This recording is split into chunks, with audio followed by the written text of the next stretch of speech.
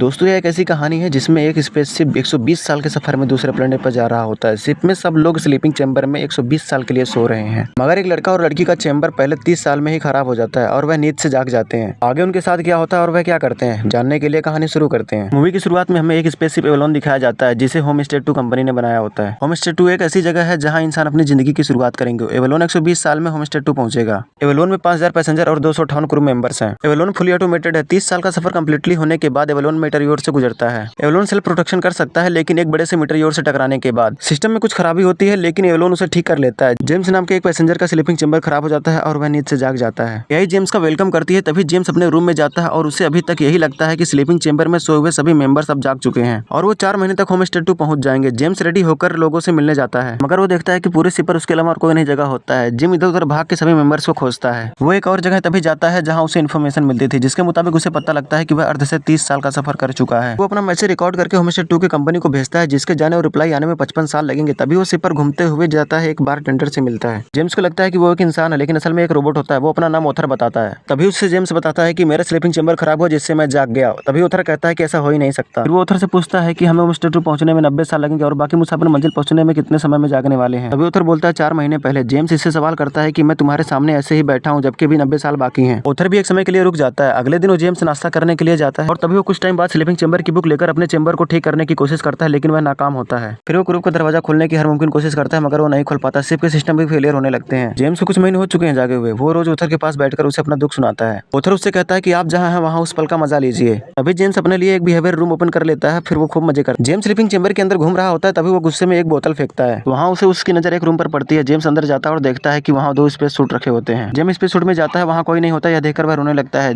James वापस आता है और वह बगैर सूट के जाने की कोशिश करता है, मतलब वो खुदकुशी करना चाहता है, मगर उसे यह नहीं हो पाता और भागने लगता है। बोतल पर पैर आने से जेम्स गिर जाता है। अभी जेम्स की नजर अरोरा पर पड़ती है, जो अपने चैम्बर में सो रही होती है। जेम्स अरोरा की वीडियोस देखता है और उसे जगाना चाहता है और यह बात ओथर को बताता है। इससे कई महीने सोचने के बाद जेम्स अरोरा को जगाने का फैसला कर लेता है और वो अरोरा को जगा देता है। फिर एंड हॉल में जेम्स अरोरा को देखता है और फिर अरोरा उससे पूछती है कि बाकी सब कहाँ हैं। जेम्स उसे सब कुछ दिखाता है और समझाता है। कहता है कि वो सिर्फ अभी हम जगे हैं, हमारे अलावा और कोई नहीं जगा। मैं 1 साल से जगा हूँ। तभी अरोरा बौखला जाती है। जेम्स उससे कहता है कि मैं सब कुछ करके देख चुका हूँ, मगर कुछ भी काम नहीं कर रहा। फिर उधर से जेम्स कहता है कि अरोरा से मत कहना कि मैंने उसे जगाया था, जो कि मैं उसे खुद बताऊंगा। सिस्टम में एक के बाद एक फेलियर आता रहता है। फिर वो नाश्ता करते हैं। अरोरा जेम्स के लिए भी गोल्ड क्लास का खाना लाती है। एवलोन में रोबोट खराब होने लगते हैं। अरोरा अपनी बुक लिखती है। फिर जेम्स और अरोरा बार में खूब मस्ती करते हैं और जेम्स अरोरा को फिर ओथर से मिलवाता है। जेम्स एक रोबोट भेजकर अरोरा के पास डेट के लिए पूछता है और अरोरा हाँ कर देती है। अरोरा को बहुत मजा आता है। फिर अरोरा अचानक किस करने लगती है और ये दोनों इंटीमेट हो जाते हैं। वो इस बात का पूरा फायदा उठाते हैं कि इनके अलावा और कोई नहीं है। जेम्स अरोरा को ओथर के पास ले जाता है। अरोरा ओथर से कहती है कि हमारे बीच अब कुछ भी छुपा नहीं है। इस पर जेम्स कहता है कि अरोरा ने बिल्कुल सच कहा और वह वॉशरूम जाता है। जेम्स अरोरा को प्रपोज करने वाला है और वह उस रिंग को देखता है जो अरोरा के लिए उसने तैयार की है। अभी ओथर अरोरा से कहता है कि मुझे आज ही का दिन याद आ रहा है जो 1 साल पहले जेम्स आपसे मिलने के लिए बेताब था। वह कई महीनों तक सोचता रहा कि वह आपको जगाए या नहीं। तभी अरोरा पूछती है कि क्या मुझे जेम्स ने जगाया। ओथर कहता है हाँ। तभी वहाँ पे जेम्स आता है और अरोरा उससे गुस्सा होकर वहाँ से चली जाती है। वो बहुत रोती है और अरोरा जिम से बिल्कुल बात नहीं करती है। एक रात अरोरा जिम पर गुस्सा निकालती है और वहाँ से चली जाती है। अरोरा रनिंग कर रही होती है। तभी माइक पर जिम बोलता है कि जिस रात मैंने तुम्हें देखा उसी रात मुझे तुमसे प्यार हो गया था। मैंने तुम्हारी आवाज बहुत बार सुनी और मैं तुम्हारा दीवाना सा हो गया था, मगर अफसोस है कि मैं तुम्हें दोबारा नहीं सुला सकता। जेम्स के कमरे से एकदम लाइट चली जाती है। जेम्स सिर पर तरफ से लगाता है, जिसे देखकर अरोरा चौंक जाती है। मशीनें खराब होने लगती हैं। जेम्स बड़ी मुश्किल से लिफ्ट से बाहर आता है। तभी उन्हें एक आवाज सुनाई देती है और वो ग्रैंड हॉल में जाते हैं, जहाँ टेक चीफ गज होता है। गज बहुत हैरान होता है कि 3 चैम्बर कैसे खराब हो गए। चीफ उन्हें कंट्रोल रूम में ले जाता है, मगर उन्हें कोई डाटा नहीं मिलता। फिर वो कहता है हम मैनुअली तौर पर डाटा इकट्ठा करेंगे। चीफ चैम्बर चेक कर रहा होता है, जहाँ उसे पता लगता है कि अरोरा को जेम्स ने जगाया था। फिर वो उससे पूछता है कि तुम कब तक यहाँ अकेले रहे। जेम्स कहता है 1 साल तक। फिर इसके बाद चीफ कुछ नहीं बोलता और वहाँ से चला जाता है। उन्हें डाटा मिल जाता है सिस्टम में काफी खराबियां होती हैं। चीफ की तबीयत ठीक नहीं होती, इसलिए वो आराम करने चला जाता है। अरोरा पूल में स्विमिंग कर रही होती है, तभी ग्रेविटी 0 हो जाती है। अरोरा पानी में फंस जाती है और जेम्स हवा में होता है। फिर ग्रेविटी वापस आती है और जेम्स बुरी तरह नीचे गिरता है। वो दोनों चीफ के पास जाते हैं। गज कहता है कि हर सिस्टम जरूरत से ज्यादा काम कर रहा है, मगर क्यों? 1 साल पहले 17 बार पावर कट हुआ। जेम्स का चैम्बर खराब हो गया। हमें जल्दी इस खराबी को ठीक करना होगा, वरना शिप तबाह हो जाएगा। वे पावर रूम में जाते हैं, तभी गज बेहोश हो जाता है। स्कैन के बाद पता चलता है कि गज को 612 बीमारी और ये स्लीपिंग चैम्बर खराब होने की वजह से हुआ। गज अपने रूम में जाता है। कुछ देर बाद सायरन बजने लगते हैं। वह दोनों गज के पास जाते हैं। उन्हें गज अपनी आईडी देता है। फिर गज की मौत हो जाती है। शिप में झटके लगने शुरू हो जाते हैं। जिम और अरोरा खराबी ढूंढने की कोशिश करते हैं। जेम्स ओथर को ऑफ कर देता है। फिर वह एक दरवाजा खोलता है, जहाँ बहुत तेजी से हवा आती है। बहुत कोशिश के बाद दरवाजा बंद कर दिया जाता है। शिप में हॉल होते हैं। उन्हें प्रॉब्लम मिल जाती है, जो कि रिएक्टर कंप्यूटर खराब होने की वजह से होता है और वहाँ आग लगे। जिम उस पार्ट को चेंज कर देता है, मगर वेंटिंग नहीं होती क्योंकि बाहर का गेट जाम होता है। जेम्स अरोरा से कहता है कि मुझे बाहर जाकर खुद दरवाजा खोलना होगा।